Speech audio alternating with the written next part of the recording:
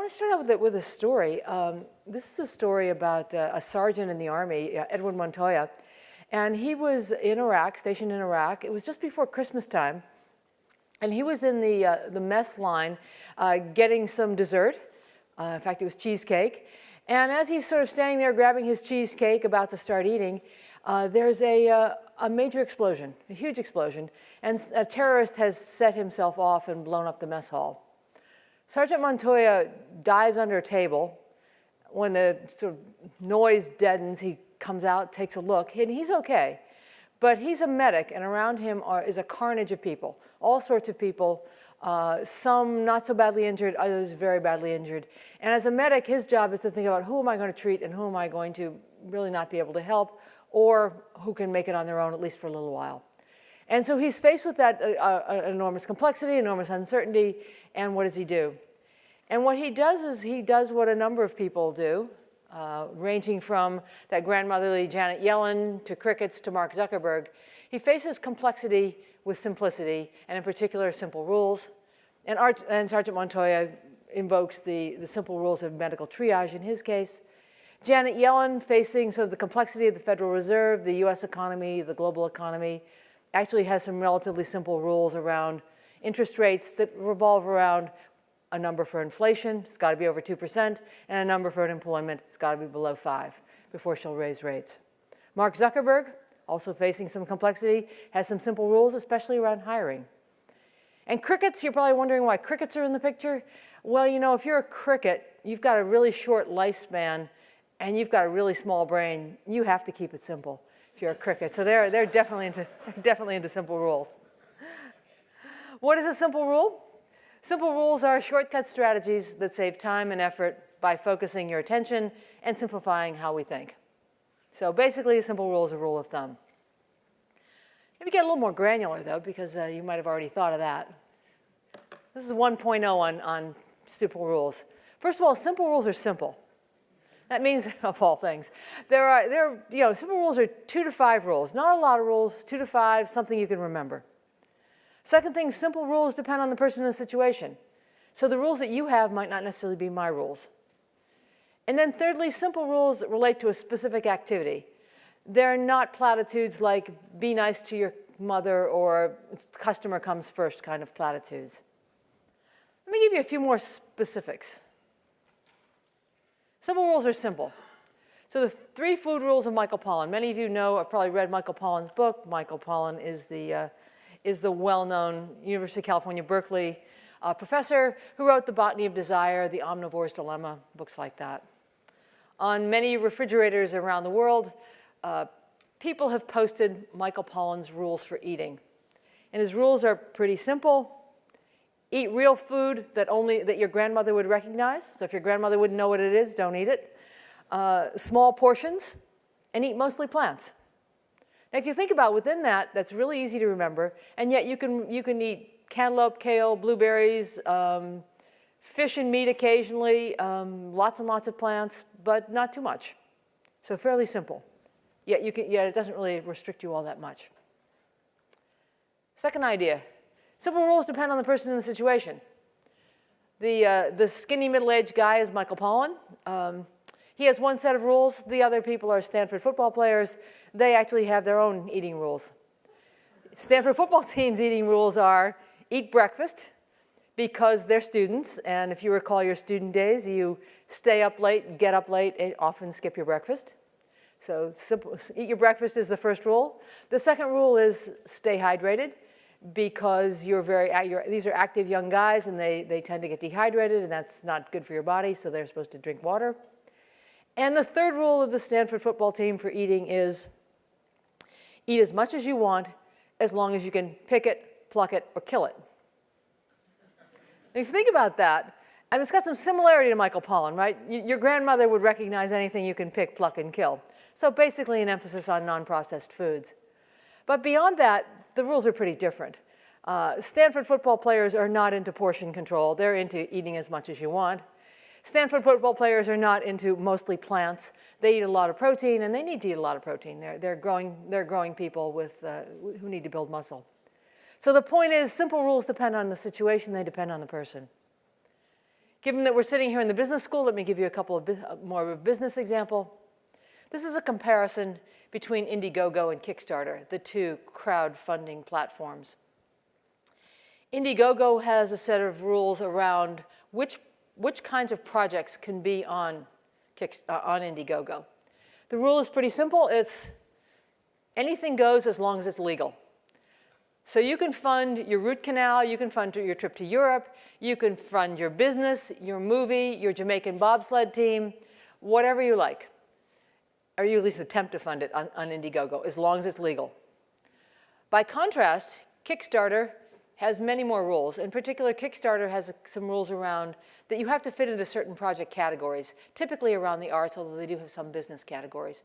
But you have to fit into about 13 categories, and Kickstarter, over the years, has kicked out about 25% of the projects that are submitted to it. And it's also curated by real people who are looking for the merit of the project. So what's the point here? The point here is the same activity, picking crowdfunding projects, different rules. Why the different rules? I think partly it's probably reflects the background of the founders. Indiegogo is founded by Bay Area people, in fact, actually Berkeley people. And it's an egalitarian philosophy. Essentially, the idea is, who are we to tell who can be on the internet? The internet's for everybody. We're not going to be gatekeepers. Everybody deserves the opportunity to grab a rich uncle off the internet. In contrast, Kickstarter is coming out of a background of the arts. In fact, one of the founders explicitly was thinking about Kickstarter as a way to publicly fund the arts. The arts are as a curation model, and they were simply picking up on the curation model of the arts. So same process, different rules, different people. Finally, simple rules refer to a specific activity that you do repeatedly. So for example, choosing foods. You choose foods every day, it's a specific activity. If you're Kickstarter or Indiegogo, you pick projects every day. So these are repeated things that you do every day, focused activities. What are they not? What they're not is, for example, they're not simple rules for who to marry. One assumes that you only marry once or twice, or maybe 3 times, but it's not a repeated activity. So there's no simple rules for eating. There's also, as I said before, simple rules are not about some massive opportunity or platitude. So for example, there aren't simple rules for curing world hunger.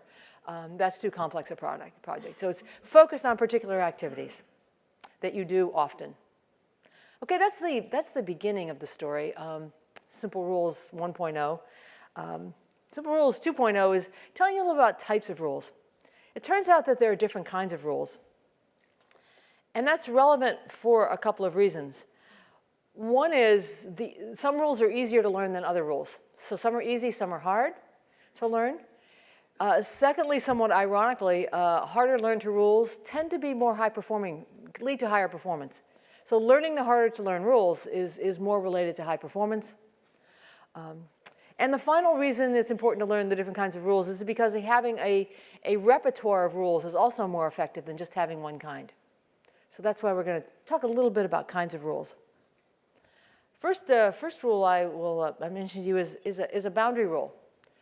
A boundary rule people use when deciding yes or no. For example, you're a judge and you want to decide yes or no on bail for someone who's under arrest.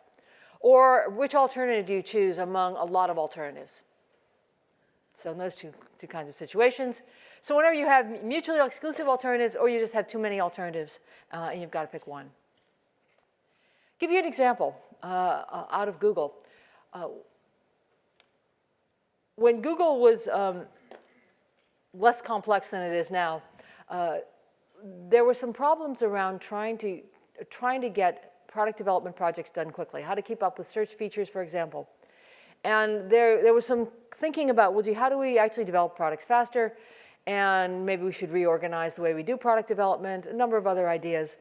Finally came up with the idea what was really stopping them and slowing them down was their hiring. And they decided the key was, how do we hire top computer scientists faster? Because in general, top computer scientists are way more productive than not so top computer scientists, average computer scientists. So how do we get those people? And so they came up with a couple of rules. Some of it was around, just go to top schools and look for people with good grades. I mean, that was sort of something you would do. But the other rules were more subtle. One of the rules was look for people who are eccentric. People who've ridden unicycles or gone to the Himalayas for 6 months or been a stay-at-home dad or something that was out of the norm, although maybe stay-at-home dad's getting more popular. But in general, it was something, people had done something you'd never seen before. And the idea behind that was they'd found that people who were unusual were also more creative, and that's the kind of person they wanted. The second rule was favor people who've been referred to them by other Googlers. So Googlers referring future Googlers. And there the idea was that a Googler knows what a good Googler is, and by the way, they also want to work with good Googlers. They'll be a good source. And then the third rule was if you see any inaccuracy in the resume or that comes out during the process, don't hire that person. We want high integrity people. Any fudging, any inaccuracies on your resume, and you're out. Within that, then you could hire who you wanted, but it cut down the number of people that they were focusing on, and they started to focus on the people they really wanted. Another example of that is a company that we did some work with called Frontier Dental. They had an innovative products around dentistry, around inlays, crowns, that sort of thing. And their problem was they felt they had a great product. The industry media thought they had a great product, but it wasn't selling. And they were going to dentists, and maybe they'd call on 100 dentists, and 2 or 3 would talk to them, and maybe one of them might buy it. So they were spinning their wheels a lot of times trying to sell the product. What did they do? They went back and started looking at who had actually bought their product and was using it. They also thought about what their ideal dentist was, and then came up with some rules. The initial rules weren't very good. They were things like the ideal dentist is between 35 and 50. Well, it turns out it's really hard to tell how old somebody is. So what they ended up doing was going to really something very simple. We'll call on dentists with innovative websites, because that's a signal that that dentist has money and that dentist is forward-looking. So they looked at how innovative the website was. Second thing they looked at was credit scores. If a dentist has more than 2 dings on the credit report in the past year, don't go there either. So they wanted innovative dentists who pay their bills. Final example, just on boundary rules, just a quick one. This is the Weinstein Company. I don't know, can you see that very well? Can you see it okay? That's a picture of The Imitation Game that you may recognize from the movies last year. Weinstein Company has brought you The Artist, The Talented Mr. Ripley, Chocolat, actually back in the day, Pulp Fiction, The Imitation Game, Silver Linings Playbook, a number of top Hollywood movies. They are known as a movie studio that is both creative and makes a bunch of money. So the Nirvana of the tech world, if you will. I won't go into all their rules, but one of them I think is kind of interesting is every movie has a flawed but sympathetic main character. And so in the case of Alan Turing, if you saw that movie, he is a real jerk, but you do feel empathy and you like him. I think most of us do. Same with Silver Linings Playbook. It's about a couple of people who get romantically involved who both have mental illness issues. And again, they're both difficult people, but you care about them. So isn't that every movie you're saying to yourself? Well, if you saw The Gone Girl or Birdman, there was nobody to like in those movies. So, so the idea here is they're flawed, but you like them. Let me go to another kind of rule. This is a how-to rule. Guiding the basic steps of executing a task. Give me a couple of comments, a couple ideas here. One is Airbnb. As I'm sure many of you have probably used Airbnb at this point, you may also know that the Airbnb founders stumbled around for about 1.5 years after they rented out their apartment, a room in their apartment, with an air mattress and a bagel. So they sort of stumbled around trying to figure out what the model was, finally joined Y Combinator, and ended up going to New York trying to figure out how to build their business. One of the early rules, and I think one of the most important rules they developed was, first of all, to focus on host, but secondly, hosts always should have professional pictures taken of their properties. Why professional pictures? What that did was it made the properties on Airbnb look slightly better than those properties on sites like HomeAway or Vacation Rental by Owner or whatever, the other the other incumbents. Slightly better looking properties, slightly more likely to get the renter, became a virtuous cycle of more and more building of the Airbnb host and guest sides of the market. Another simple rule that they had was all hosts should leave local tips. So tips about the local farmer's market, the subway station, maybe leaves museum passes. The idea there was to differentiate the Airbnb experience from a hotel.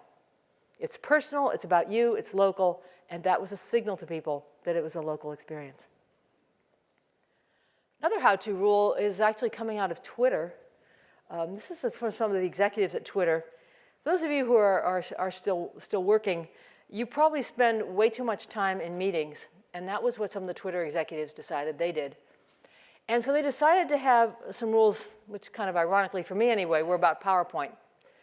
And the rules were no PowerPoints, and if you commit to going to a meeting, you have to show up. So why those two rules? One is, why no PowerPoint?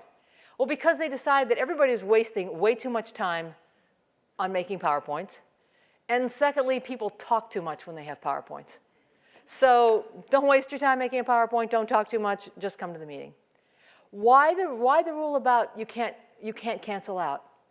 Because if you have a meeting and it has 4 or 5 people and one person doesn't show up, it detracts from what the point of the meeting was.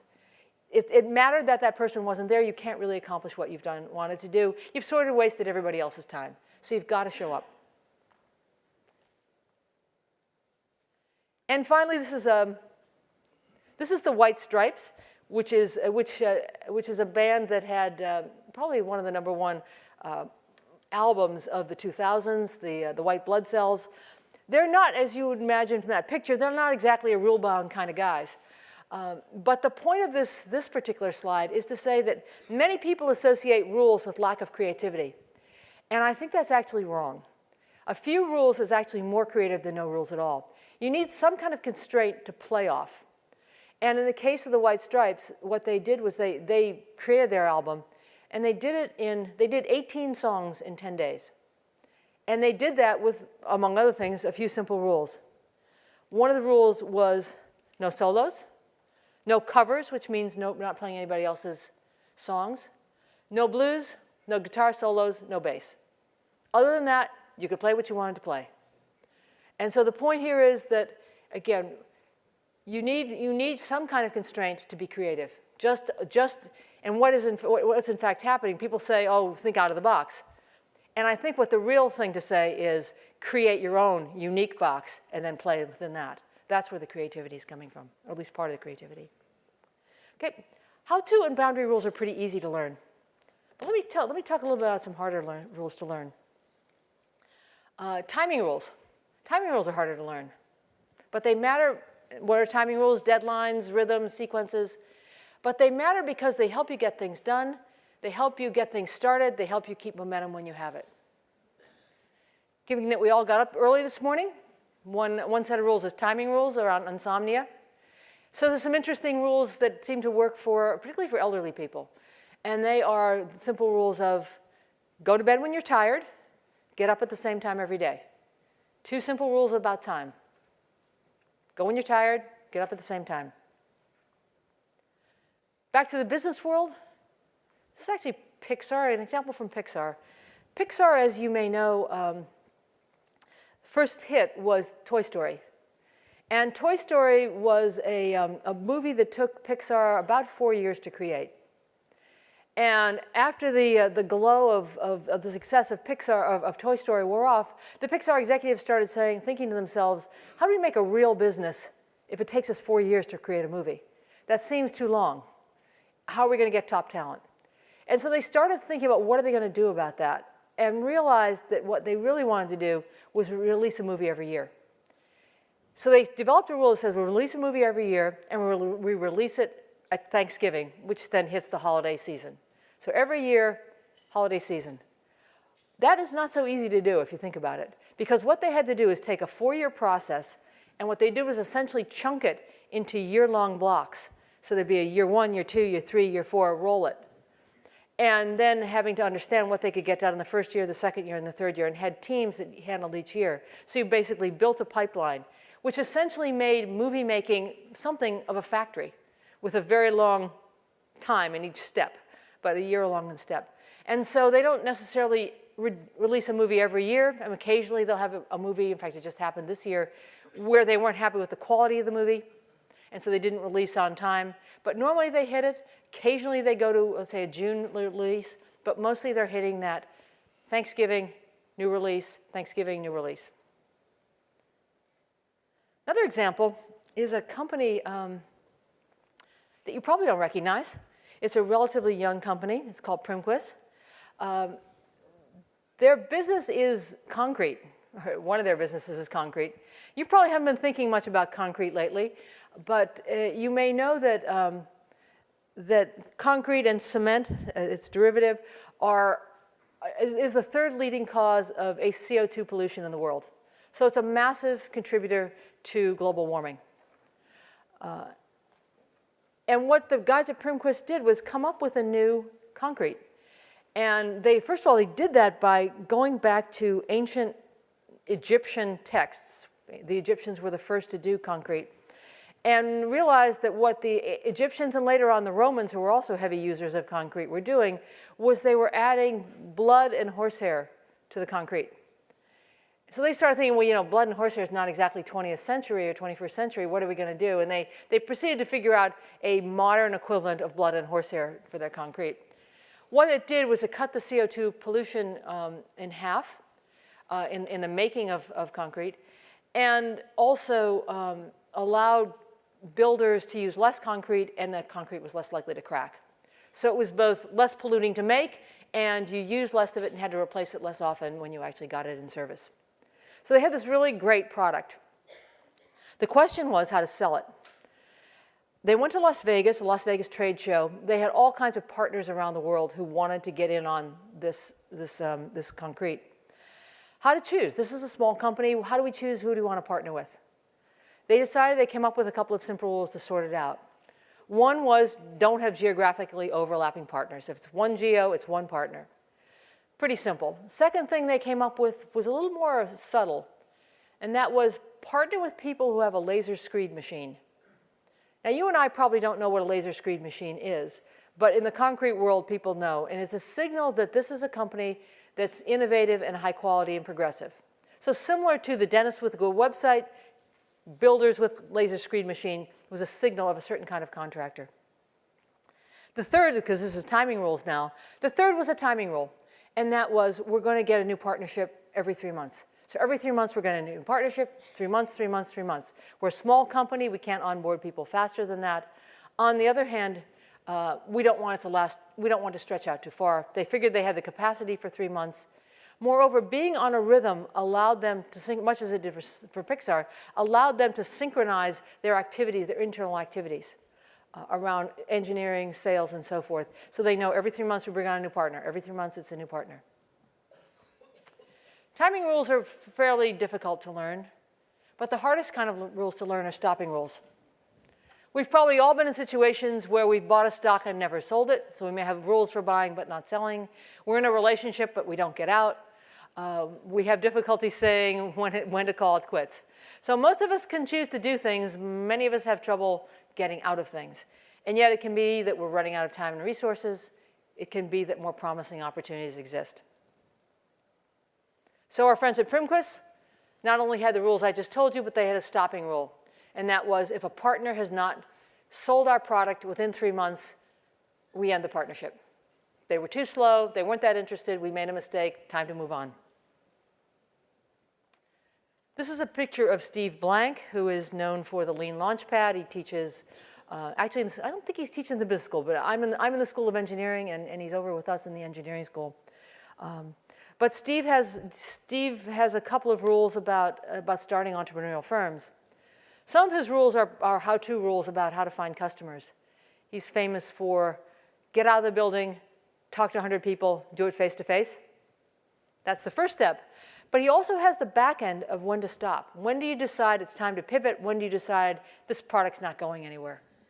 And his rules are, after you've talked to your 100 customers out of the building face to face, do customers see a problem, number one? Number two, do customers want to solve that problem? Number two. Number three, will customers pay to solve that problem? And will they pay you? And number four is, can we actually solve the problem? So you ask yourself those four questions, and if the answers are no for any one of those questions, you move on because that product's not going to make it. So 4 simple rules. Does the customer see a problem? Will the customer pay to solve it?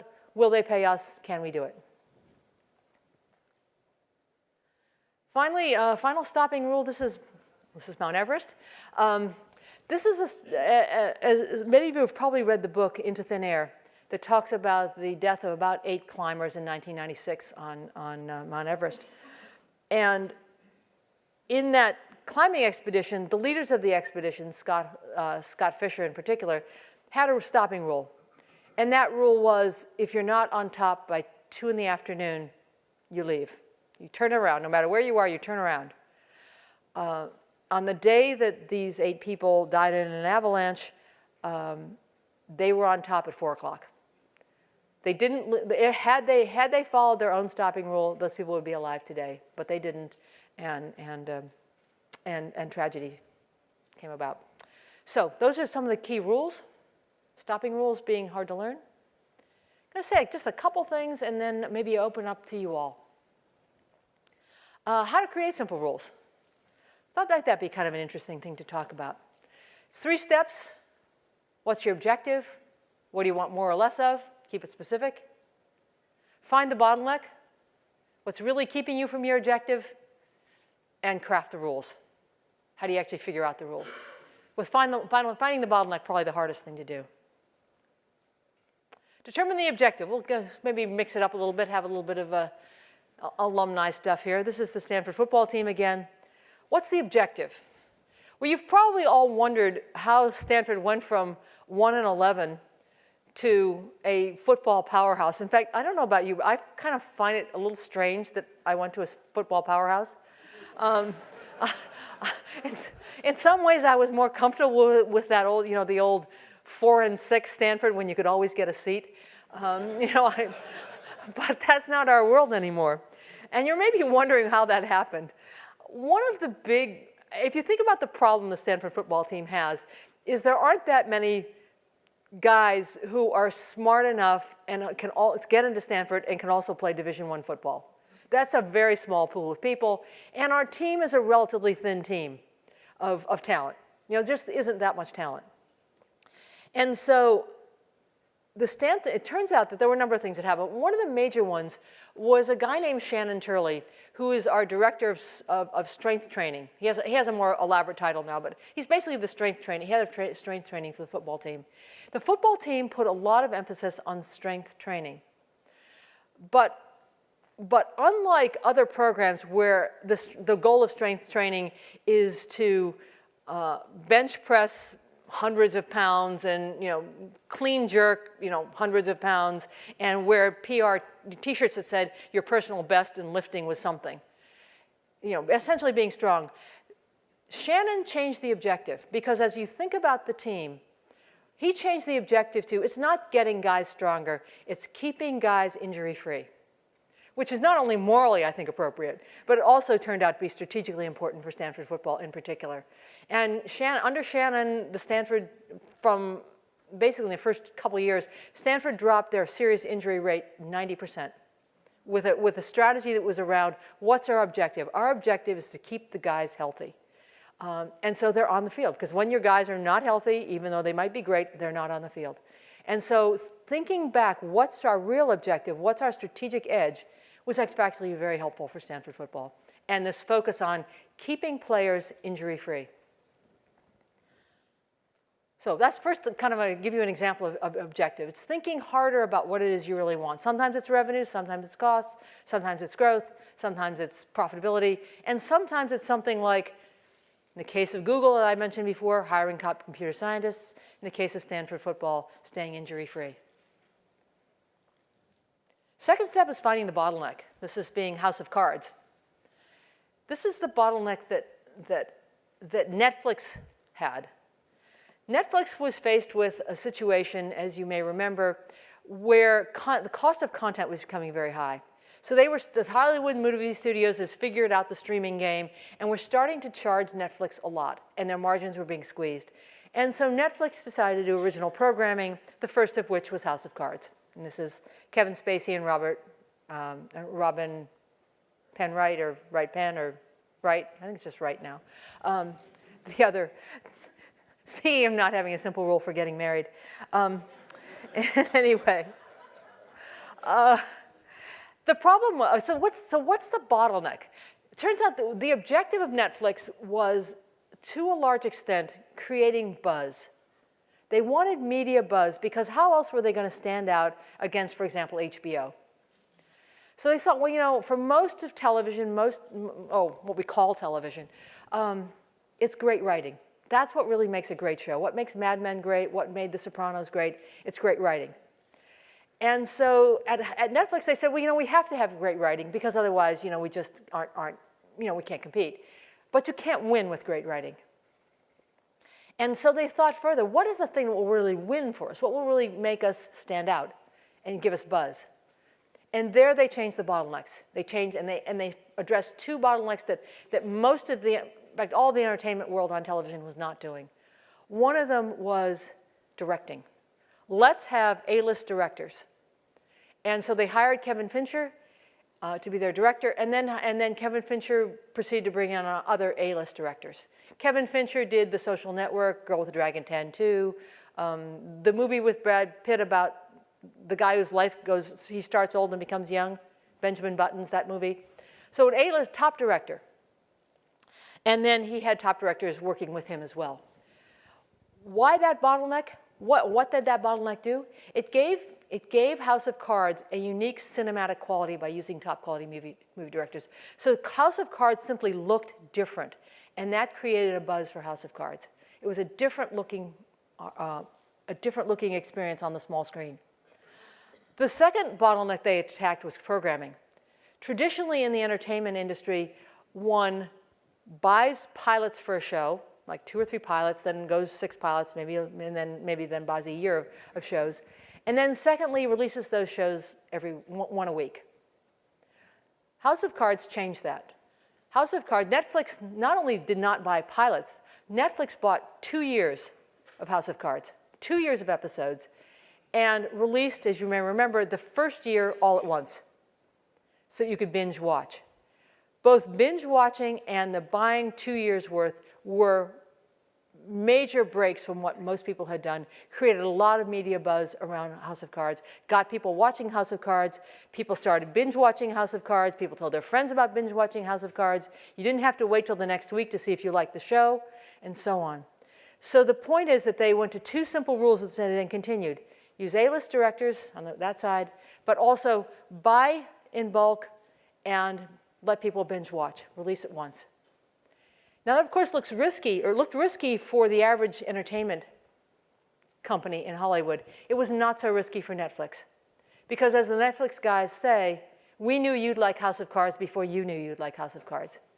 They knew from their data on the streaming services, Netflix subscribers liked Kevin Spacey, they liked David Fincher, and they liked the old British House of Cards. They were sure House of Cards was going to win. They could take a bet on buying in bulk and actually ending up paying a lower price. Secondly, they knew you were already binge watching. Even though regular media companies didn't know it, Netflix knew that their subscribers were already watching 2, 3, 4, 5, 6 episodes of whatever at once. So what's the point here? They found some unique bottlenecks and then created rules around those. Finally, creating the rules. I'm not going to say too much about that, but we can talk a little later about it, if you like. Creating the rules is fairly straightforward. What companies do, and this is actually a restaurant chain in Europe, based in Czechoslovakia, and they were developing some rules around what menus to offer in their cafeterias. What they did was, first of all, what their market was they were based in Prague. And their market, they decided, was going to be Western European and US companies coming to Prague and looking to have a better food experience for their employees. So the Ciscos, the Googles, the Facebooks, those kinds of companies coming to Prague. That was their market. They got some great chefs. They started, serving great meals, and they started losing money. So everyone loved the service, but they couldn't make any money on it. So what they decided was their objective was making money. Their bottleneck process, they decided, was menu planning, and then they had to figure out their rules of menu planning. Prior to that, there were really no rules. The chefs just had a great time figuring out whatever they wanted to make and did that. What they did was engage the chefs in creating the rules. So that's the thing you usually want to do, is have your employees engaged, or your family members, if it's family rules, engaged in the process. Started looking over their history. What meals did people like? What meals were profitable? Started thinking about that, came up with some rules that basically put some discipline on the chefs. And the rules were: set the menu by Wednesday of the prior week, 5 meals a day at every cafeteria, 3 meals have to be bestsellers, 2 meals have to be the same across all the cafeterias, so we get some economies of scale. Within that, and try and locally source, or at least seasonally source, because it turned out the chefs were ordering up oranges in January, and there were no oranges to be found in Prague. So those simple rules: Wednesdays, 5 meals, 2 the same, 3 bestsellers, locally sourced, or at least seasonally sourced. Within that, do what you want to do, and ending up with they became profitable in 6 months and grew their business by over 50% in a year. So basically worked out well for them. But the keys to finding the rules were having the people who use the rules figure out the rules, looking at their own experience. They also brought in an outside consultant to give them just an external point of view.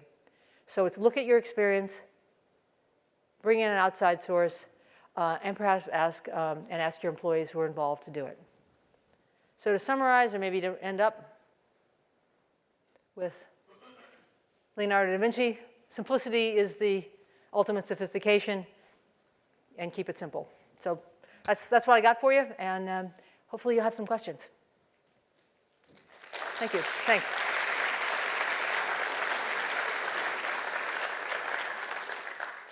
Any questions this morning? Anybody's got? Yeah. Could you use a mic if there's one nearby?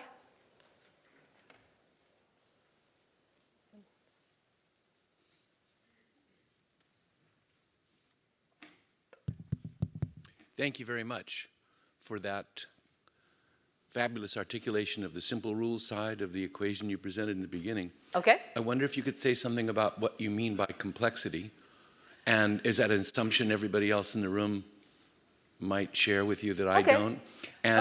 And why it is. What's the relationship between what you see as complexity and simple rules? Okay, yeah. Complexity means that there are too many things going on.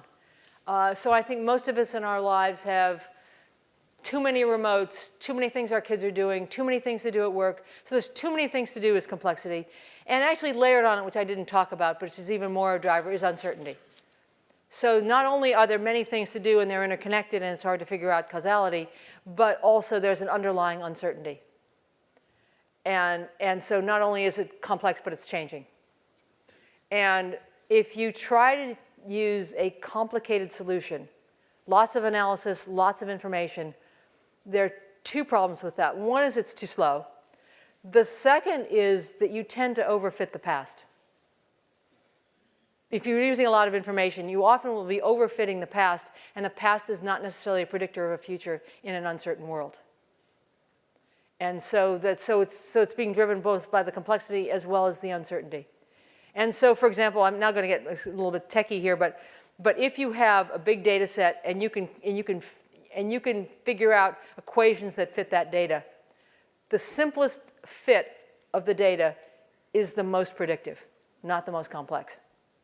Because what you're trying to do is you're trying to predict the future. So is that?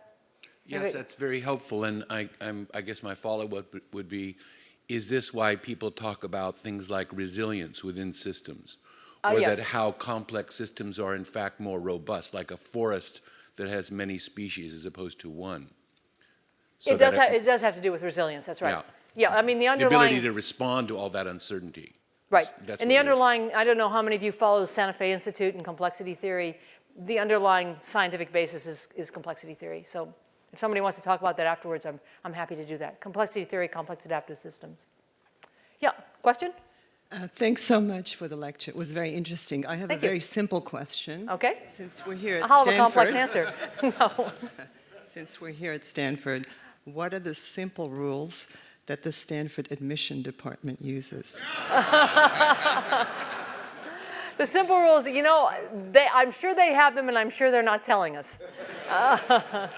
I could make a guess, but I'm not sure I want that on tape. But I'm sure there are some. Thank you. Yep. And unfortunately, you know, it turns out we are turning down a lot of great kids these days. I don't know. It must be an enormously difficult task because there's so many great kids we're turning down. Although I do have to say, as a professor, every so often I'll have a student in class, and I'll wonder how did he or she ever get here? You know? And then I have to click back and say, what was I like when I was 19? Oh yeah, now I remember. Yes. Thank you for that. The question is really about this concept of continuous improvement and standardization. Yes. And of course, that the rule I see as being this sort of plateau or the standardization before you go through the next iteration. How does, I mean, I guess it's just how do you lead an organization through a continuous improvement process if you have rules that are established and say the environment is constantly changing? How do you negotiate that? I think what we find in working with companies that you try to find, the more the world is changing, the fewer the number of rules. I mean, that's just sort of the if you will, the meta rule of thumb. So if the world is slowing down and is stable, you can have a lot of rules, and even you can start approaching bureaucracy. But when the world is changing, you keep the number of rules simple. So a smaller number. Every so often, you do need to change the rules. The environment's changed, you know, competitive situations changed. I mean, a classic case that many of you would know is Moneyball. Moneyball, one of the key rules was, you know, sign players who have a high on-base percentage. Great rule until the Red Sox and every other team started doing the same thing. That rule didn't work anymore. You had to change the rule. The environment changed. So you do have to be sensitive to the number if you've got a lot of movement, and then when the competitive situation changes. So once a year, maybe reassess or... Reassess whether or not are these rules making sense. And I would guess many of you have at some point in your life raised teenagers. Simple rules are like perfect for teenagers, but you have to keep updating. You know, simple rules, but as the child gets older, you update the rules. Yep. Great, thank you. You know, go on this side, then go back to that side. Yeah. In most of the examples you gave, it seemed that the simple rule was coming top down. Is that a necessary precondition, or did you find it the other way as well? We found that bottom up was actually pretty useful in a lot of the companies where we're either working with a small company, let's say, not that small, but maybe 500 million and under, or business units of bigger companies. It was more effective to have the individuals who are going to have to use the rules be involved with the rules. Then they understood it, they had more ownership, and so it was actually more effective to go bottom up using data from the past. Thank you. Okay. Yeah, who goes? And I come from a little bit more of a complex world. I'm a general counsel of a company. And what we find in our legal department is that oftentimes business units overlook exposures which can be catastrophic. Now, there's a very small probability of them happening. How do you integrate the probability of catastrophic exposures and in your rulemaking?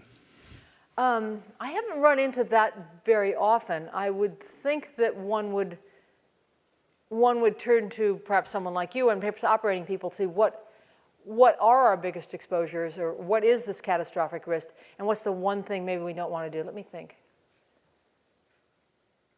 It's not a catastrophic, but I have worked with a company where they were doing a lot of joint ventures, and they would always put a financial cap on the top. We don't go in a venture that's bigger than this, and that was a way to limit exposure.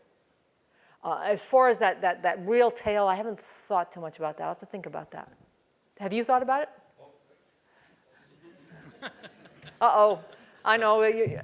Yes, Your, many your friend times. is rolling her eyes now. No. Yes, many times, and I'll give you a classic example. We recently opened up 26 locations, and the legal department recommended putting a cap on the amount of the lease exposure you could have if Yep. you had to exit the location. Yep. Oh, the MBA said, we'll never get a lease if we do that. And of course, now some of the locations are underperforming, and there are issues that are abounding, and which the legal department and my department is having to deal with on an everyday basis now. I guess the good news is you still have a job. That's true. Yeah. But it was a very good, simple rule to start It off was with. a good simple rule. When do we get out of there? Yeah. Yeah. In the timing rules slide, the initial slide, it mentioned that timing rules can be useful for getting unstuck. And I was wondering if you had examples of that. Yeah, it's the idea is that that a lot of times we always mean to do something, and if you have a timing rule that says, well, actually, I'm going to, I'll use actually a personal example. You know, I really should exercise more, which many of us probably have that dream. If you actually have a time rule that says, I'm going to exercise every day at 5, or I'm going to exercise twice a week, and you put that into your head, that is something you can remember, that is something that you can do, it becomes more concrete for you than, gee, I ought to exercise. So that's how it can get you unstuck. Okay, I'm going to exercise every day at 5, and I'm just going to do that for 5 minutes, or whatever I'm going to do. But creating that rule, and why rules, one of the reasons why simple rules work is partly because they're fast, but partly because they're easy to remember, and even when you're tired, hungry, stressed, busy, you only have to remember a couple of things. Thanks. Okay, sure. Hi, I had a question about the stop example that you gave for Steve Blank. That's sort of the front end of making a decision whether you do something, but you often have to stop projects which just aren't working well. Right, right. And since they're somewhere down the road, it's organizationally complex to do that.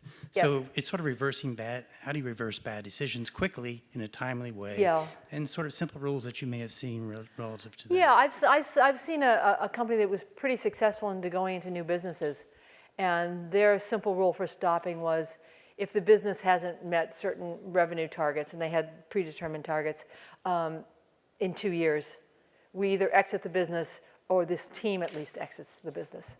And what that did was, a priori, everybody knew that's what the target was. And so that wasn't then at the last minute people saying, oh, we're almost there, we're almost there. It ended at a certain time. Maybe if I add to that, some companies have rules that it's better to fail inside the company before you go out and find that you're not performing well. This might be on a product introduction, making a decision about stopping it there before you go through all the full rollout of things. So it's even getting it back inside the company. It depends, you know, to the point of simple rules are situational. In the situation you might find yourself, you may want to stop let's say pharmaceuticals or somebody like Genentech, I know has some rules about when they stop a phase 1 clinical trial. I mean, there are the FDA rules, but they also have their own rules about when they stop a trial. Thank you. Okay, and if you had set them up ahead of time, it's a lot easier to then, it becomes less political because everybody's agreed ahead of time, this is the rule, and we're following that. It then doesn't become political around, well, you know, maybe it's different this time, maybe this team's different. You kind of know the rule. Anything else on anybody's mind this morning? Anything else? Okay. What simple rules could you apply to the complex problem of humanity's unrestrained, continued burning of fossil fuels? That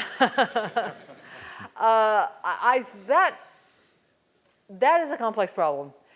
Simple rules are about a particular activity. So simple rules could be useful for a particular thing like perhaps automotive gas consumption. Simple rule, in fact, I would think, this isn't climate change, but it is a legal example or a government example. The Glass-Steagall Act that regulated investment banks and other kinds of banks in the 1930s is a 34-page law. Dodd-Frank, with all its extensions, is 34,000 pages. A law that no one can understand, no one will ever understand. And the point is that with something like climate change, having a zillion rules is just going to make lawyers rich, lobbyists rich, and the rest of us confused and not knowing what to do. And so a relatively small number of rules I would think would be helpful around, let's say, gas consumption or solar panels or whatever. I mean, it would depend on particularly what aspect of the challenge you were looking at. But keeping the laws, I think, relatively simple so that people understood them, businesses understood them so they knew how to operate within the context of those laws, I think would be a big gain for us all. And does it help to begin with a single vision, perhaps, transforming the world's largest industry from 85% fossil to 100% renewables as quickly as we prudently and profitably can do so? Something simple like that? I think it's going to be something we're all, I think it's hard for us to all buy in. I think maybe I'm a little less grandiose than that. Anyway, yeah, thank you. Thanks for coming. Looks like we're about the end of our time, but I can hang out, or should I take one more question? No. Okay. Simple rules are wonderful. And my question is in terms of reality. Yes. What happens when the people start to second guess the rule or make exceptions to the rule or kind of blink when it's time to Well, then you're not operate? enforcing the rules, but also maybe if a lot of people are blinking and not enforcing it, it's probably time to change the rules. And you see that? Yes. Yeah, That's the part rule's of- not working anymore. People are finding too many exceptions. Maybe there's something about these rules are obsolete. Let's go to something new. Okay? Thanks, everybody. I appreciate it, and have a great weekend.